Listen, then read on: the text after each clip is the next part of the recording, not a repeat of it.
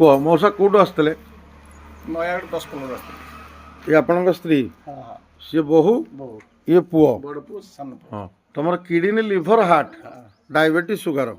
ମୁଁ ସବୁ ଯେଉଁ ଦେଶୀ ଜଡ଼ିବୁଟି ବତେଇଲି ଏମିତି କୌଣସି ଡକ୍ଟର ବତେଇଛି? ନାଇଁ ଆଚ୍ଛା, ଇଏ ହେଲା ଦେଶୀ ଜଡ଼ିବୁଟି। ଆକୁ ଯଦି ଆପଣ ରେଗୁଲାର ନିଅନ୍ତି ୟାର ତ କିଛି ସାଇଡ଼୍ ଇଫେକ୍ଟ ନାହିଁ। ଏଥିରେ 100% ଗ୍ୟାରେଣ୍ଟି ଭଲ ହେବ। ଇଏ ରାମବାଣ ଔଷଧ।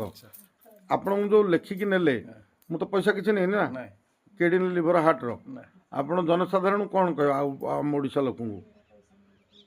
ଏ ତ ନିଶ୍ଚୟ ଭଲ ହେବ ବୋଲି ଆମେ ଆଶା କରୁଛୁ। ହୁଁ ଆଉ ଯଦି ଭଲ ହେଲେ ସମସ୍ତେ ଆସିକି ଏମିତି ଔଷଧ ନିଅନ୍ତୁ। ସମସ୍ତେ ମାନେ ବିନା ଡକ୍ଟରଙ୍କର ଅପରେସନ୍ ଏସବୁ ପ୍ରକାର ନ କରି ଏଇଠି ଆସିକି ଔଷଧ ନେଇକି ଭଲ ହୁଅନ୍ତୁ। ଆଚ୍ଛା, ଏଥିରେ ଏଥିରେ ତ ମୋର ବିଶ୍ୱାସ ବାବା ବଜରଙ୍ଗ ବାଲିଙ୍କୁ ଭରସା 100% ଲୋକ ଭଲ ହେବେ କିଡ଼ନୀ ଲିଭର ହାର୍ଟ।